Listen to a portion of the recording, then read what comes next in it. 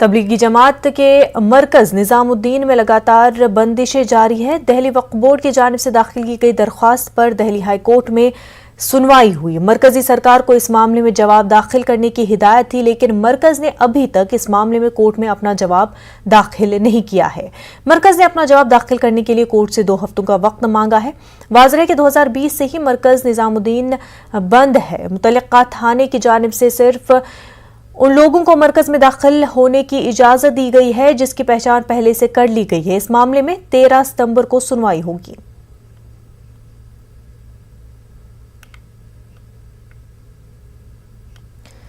हमारे नुमाइंदे खुरम इस वक्त हमारे साथ जुड़ चुके हैं। खुरम, तबलीगी जमात और मरकज निजामुद्दीन के हवाले से समाअत हुई और उसमें मरकज से रिपोर्ट भी मांगी गई है। देखिए, दरअसल 2 मामले चल रहे हैं। एक मामला चल रहा है कोर्ट में, दिल्ली पुलिस से जो ऑर्डर दिया गया था कि मरकज को खोल दिया जाए, तो दिल्ली पुलिस डिवीजन में चली गई थी। वो मामला अभी तक नहीं है। एक दूसरा मामला है जो जिसकी हालिया समाअत हुई, जिसकी हम बात कर रहे हैं कि दिल्ली वक्फ बोर्ड के चेयरमैन अमानुल्लाह खान के जरिए से दिल्ली हाई कोर्ट में एक पिटीशन दाखिल की गई थी जिसमें कहा गया था मरकज को खोला जाए, क्योंकि जब तमाम चीजें खुल चुकी हैं तो फिर मरकज पर पाबंदी आया क्यों है। मरकज सिर्फ एक तबलीगी जमात का सेंटर ही नहीं है, बल्कि वो एक मस्जिद भी है और वहाँ पर हॉस्टल है, मदरसे के बच्चे वहाँ पर रहते हैं। तो ये पूरी बात है जो अदालत में बोर्ड के वकील हैं शफीक, उनके जरिए से ये कहा गया कि ये तमाम लोगों को रोका जा रहा है। निजामुद्दीन है तो उसने 5 लोगों की शिनाख्त की है, उनकी लिस्ट बनाई है, उन्हीं को इजाजत दी जा रही है। आपको याद होगा कि इससे पहले जब शब बरात पर मामले की समाअत हुई थी तो सिर्फ एक दिन के लिए 50 लोगों को दाखिल होने की इजाजत दी गई थी। उसमें भी दिल्ली पुलिस ने कहा था कि हम लिस्ट बनाएंगे। हमें अदालत की तरफ से कहा गया था ऐसी कोई लिस्ट बनाने की जरूरत नहीं है, आप बातचीत करके हम वहाँ के मकामी लोगों से वहाँ पर एक पूरा इंतजाम कीजिए और किस तरीके से लोग को दाखिल किया जा सकता है, वहाँ अंदर जा सकते हैं, लोग इबादत कर सकते हैं शब बरात के मौके पर, वो किया जाना चाहिए। तो अब उस मामले में लगातार मरकज को इस मामले में जवाब दाखिल कर रहा है कि आखिर मरकज को क्यों ना खोला जाए। तमाम चीजें दिल्ली में खुल चुकी हैं, इबादतगाहें, मस्जिद, मंदिर, तमाम चीजें खुल चुकी हैं, तो फिर इसको रखा जाए।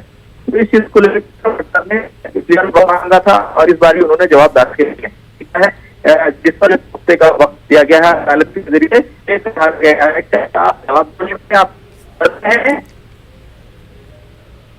जी खुरम, आपकी आवाज सही से हम तक नहीं पहुंच पा रही है, बेहद शुक्रिया आपका।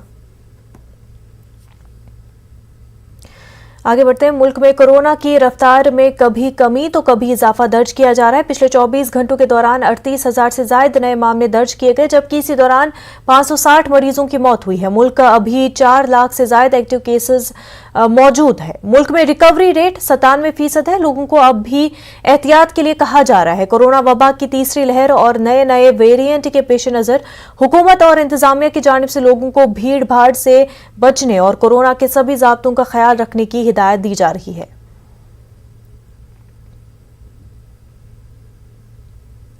केरल में कोरोना के नए वेरिएंट और बढ़ते मामलों के पेश नजर वीकेंड लॉकडाउन है। कोची में महकमे मुकम्मल लॉकडाउन का निफाज है। 18 से 20 जुलाई के बीच ईद उल अजहा की खरीदारी से मुतल्लिक राहत दी जाएगी।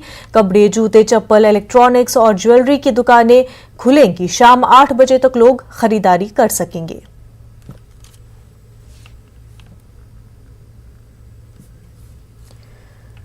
तेलंगाना में कोरोना वायरस के 715 नए केसेस दर्ज हुए हैं। पिछले 24 घंटों के दौरान रियासत भर में 4 मरीजों की मौत हो गई है। ग्रेटर हैदराबाद की हदूद में सबसे ज्यादा 76 नए केसेस दर्ज हुए हैं, जबकि खम्मम में 68 और नलगुंडा में 54 केसेस दर्ज किए गए हैं। वहीं 784 अफराद सेहतियाबी के बाद अस्पताल से डिस्चार्ज हो गए हैं।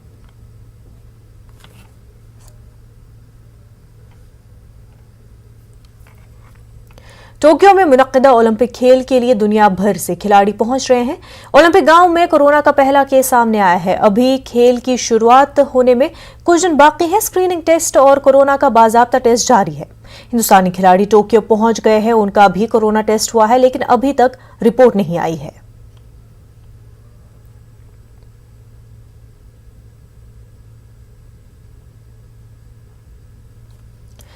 अमरीकी नौमुंतखब सदर जो बाइडेन ने कहा है कि सोशल मीडिया के जरिए कोरोना की अमवात वाली खबरों पर गलत मालूमात शेयर किया जा रहा है। उन्होंने कहा कि वैक्सीन के हवाले से गलत तशहीर की जा रही है। फेसबुक को इस हवाले से बेदार होने की जरूरत है।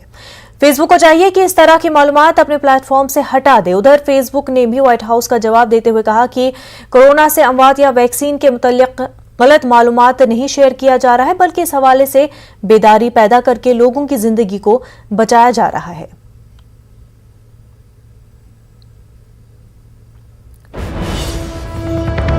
इस वक्त की बड़ी खबर आपको बता दें, हैदराबाद के इलाके चादरघाट में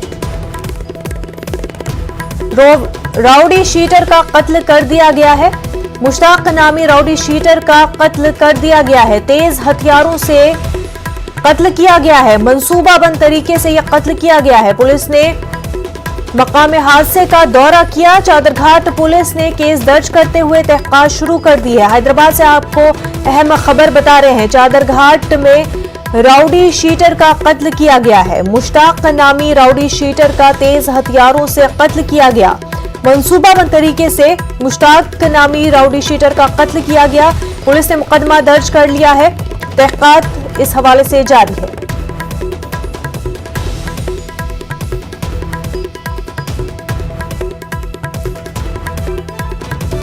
चादरघाट पुलिस ने केस दर्ज करते हुए तहकीकात शुरू कर दी है। मुश्ताक नामी राउडी शीटर का कत्ल किया गया है। माना जा रहा है कि मंसूबाबंद तरीके से यह कत्ल हुआ है। तेज हथियारों का इस्तेमाल किया गया है। तेज हथियारों के जरिए ही मुश्ताक का कत्ल किया गया है।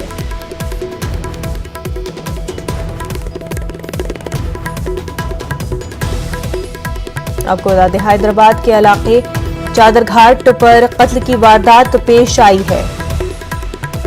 कातिलों ने मुश्ताक नामी राउडी शीटर का कत्ल किया। तेज हथियारों के जरिए मुश्ताक पर हमला किया गया। मुश्ताक को कत्ल किया गया और मंसूबाबंद तरीके से इस कत्ल की वारदात को अंजाम दिया गया है। कातिलों की तलाश जारी है। चादरघाट पुलिस ने केस दर्ज कर लिया है। इस पूरे मामले पर तहकीकात जारी है। पुलिस जाए हादसे पर पहुंची, जाए हादसे का दौरा किया और तमाम तर सबूत जो है वो इकट्ठा किए। फोरेंसिक जो सबूत है उस जगह पर जहां पर कत्ल हुआ है वो भी इकट्ठा किए गए। तो तहकीकात जारी है। कातिलों को पकड़ने की कोशिश जारी है।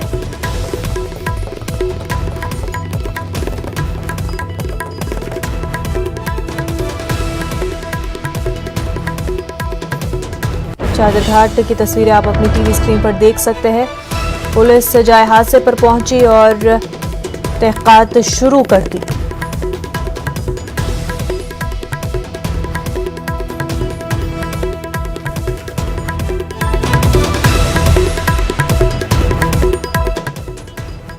आगे बढ़ते मध्य प्रदेश में अवामी मसाइल को लेकर कांग्रेस के सीनियर लीडरान के जरिए सड़कों पर एहतजाज करने पर बीजेपी ने तंज किया है।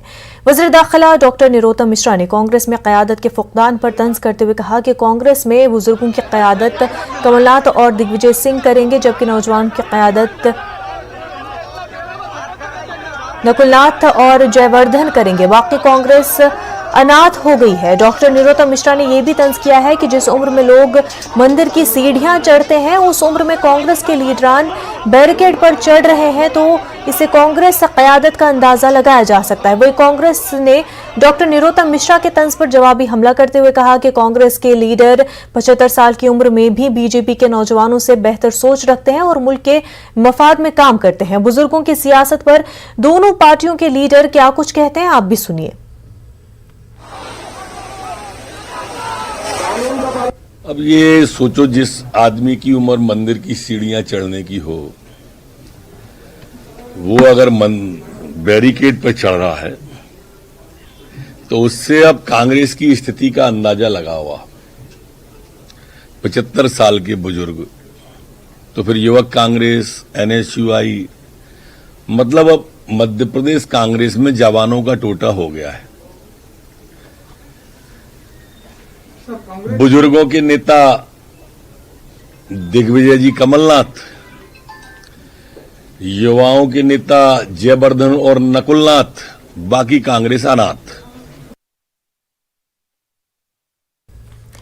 मध्य प्रदेश के गंजबासुदा के लाल पठार में पेश आए हादसे में रेस्क्यू ऑपरेशन भले ही 24 घंटे में मुकम्मल कर इंतजामिया के अफसरान राहत की सांस ले रहे हो, मगर मध्य प्रदेश में हादसे को लेकर बीजेपी और कांग्रेस के बीच सियासत और तेज हो चुकी है।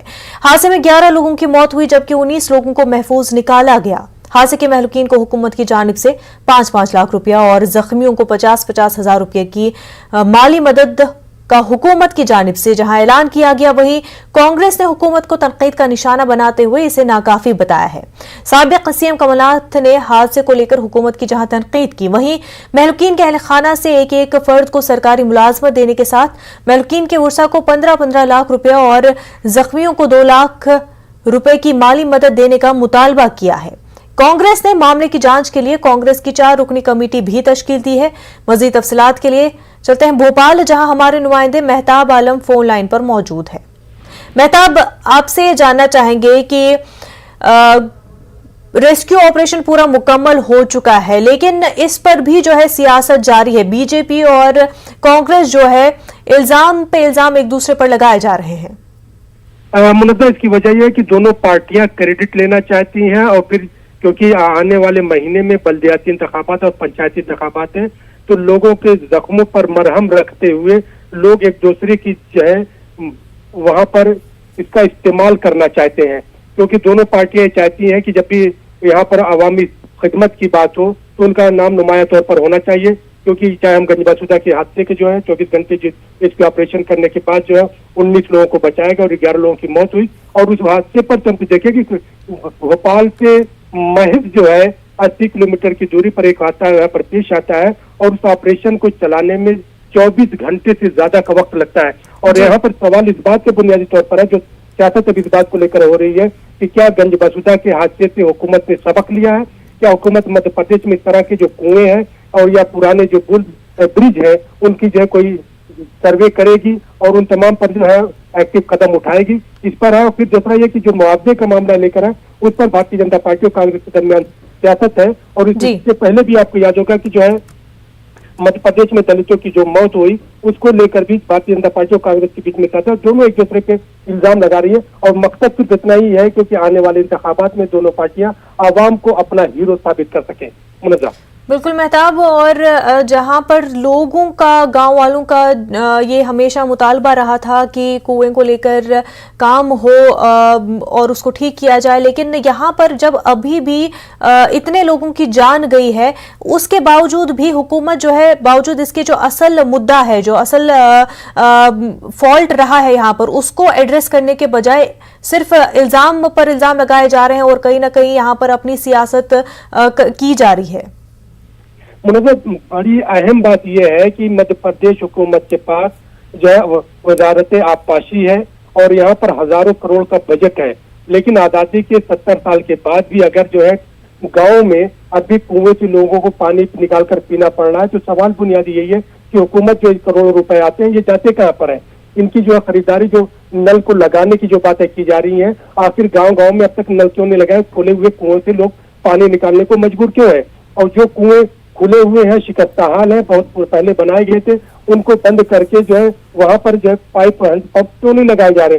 वो हुकूमत को इस पर काम करने की जरूरत है। यहाँ पे भारतीय जनता पार्टी हो या कांग्रेस हो, दोनों पार्टियां ये नहीं कह रही है कि वजारत आबपाशी के पास जो करोड़ों का बजट है उसके जरिया ऐसे तमाम गांव जहाँ पर अभी पुराने कुएं हैं उनको बंद करके जो है हैंडपंप लगाया जाएगा और गांव के लोगों को पानी मुहैया करने की बात की जाएगी। दोनों पार्टियां इस पर बात नहीं कर रही है, बल्कि दोनों पार्टियां अपने अपने वोटों को मद्देनजर रखकर जो है सियासत कर रही है। यहाँ पर तो काम इस बात पर होना चाहिए कि मध्य प्रदेश के जितने गाँव हैं जहाँ पर आज भी पुराने तरीके से जो लोग, बिल्कुल इस वक्त भी जो है आर्गुमेंट डिफरेंट होना चाहिए। आर्गुमेंट ये होना चाहिए कि जहां जहां पर जिन जिन गांव में इस तरह के मुश्किलात है उनको किस तरह से एड्रेस किया जाए, लेकिन बावजूद इसके सिर्फ इल्जाम पर सियासत जो है वही बयानबाजियां ही चल रही है कांग्रेस और बीजेपी के बीच में। मेहताब आलम, बेहद शुक्रिया आपका। ब्रेक के बाद आपका खैर मकदम है। हैदराबाद के इलाके मलकपेट में मीर महबूब अली खान आसिफ जाह निज़ाम में शशुम की जानिब से तामीर करदा महबूब मेंशन की इमारत का कोई पुरसान हाल नहीं। 2 दिन कबल इस इमारत का कुछ हिस्सा मुनद्दम हो गया था। हुकूमत और इंतजामिया की लापरवाही की वजह से इस इमारत की दीवारों में दरख्त उग गए हैं। 19वीं सदी में इस इमारत को तामीर किया गया था, जो यूरोप और मुगल तर्ज तामीर का नादर नमूना है। सेव उस्मानिया अस्पताल कमेटी के रुकन डॉक्टर इकबाल जावेद ने आसार कदीमा की इमारतों के तहफ़्फ़ुज़ का हुकूमत से मुतालबा किया है। यहाँ के अवाम और हुकूमत से पूछना चाहता हूँ कि जो हमें विरसे में मिले हैं हैदराबाद में, ये जो हेरिटेज के जितने हमें इमारतें मिले हैं, क्या हम इनके साथ इंसाफ कर रहे हैं या नहीं, क्या हम इनकी हिफाजत कर रहे हैं या नहीं। अभी अभी जो नया मसला शुरू हुआ है, ये महबूब मेंशन का जो पोर्टिको है कल गिर गया है। आप लोगों को पता चलना चाहिए, इतनी शानदार और इतनी खूबसूरत इमारत जो हमें दी गई थी, इस इमारत को बचाने के लिए हाँ यहाँ के शहर के हैदराबाद के बड़े लोग सब मिलकर और इंटैक वाले, इसमें खुसूसन मैं श्रीमती अनुराधा रेड्डी का नाम लूँगा, ये सब 2013 में जमा हुए और यहाँ इस इमारत को कंजर्व करके, इसको रिनोवेट करके कोई अच्छे पर्पस के लिए इस्तेमाल करने का यहाँ पे प्रयास करें। अभी सिर्फ पोर्टिको गिरा है, बिल्डिंग अभी है, तो हमको चाहिए कि झटपट उसको हम इम्प्लीमेंट करें, इस बिल्डिंग को कंजर्व करें और इसमें हम अगर चाहें तो एक रेस्टोरेंट रख सकते हैं या इसको जो है गरीब लोगों के लिए, उनके फंक्शंस के लिए, उनके शादियों के लिए इसको कम किराए पे दे सकें, या नहीं तो मलकपेट हॉस्पिटल जो यहाँ करीब में है उसको वहाँ शिफ्ट करें आप, या नहीं तो कोई स्कूल वहाँ पे रखें। बहरहाल अभी भी वक्त है हमारे सामने।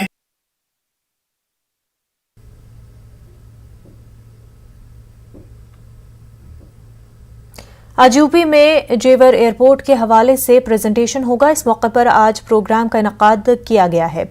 यूपी सीएम योगी आदित्यनाथ खिताब करेंगे। 11:30 बजे जेवर एयरपोर्ट से मुतल्लिक प्रेजेंटेशन होगा। जेवर एयरपोर्ट पर दिसंबर 2023 में परवाजें शुरू हो जाएंगी। लंदन के तर्ज पर जेवर एयरपोर्ट को डिजाइन किया गया है, जिसमें 2 रनवे है, जिसे बढ़ाकर 5 रनवे तक किया जाएगा।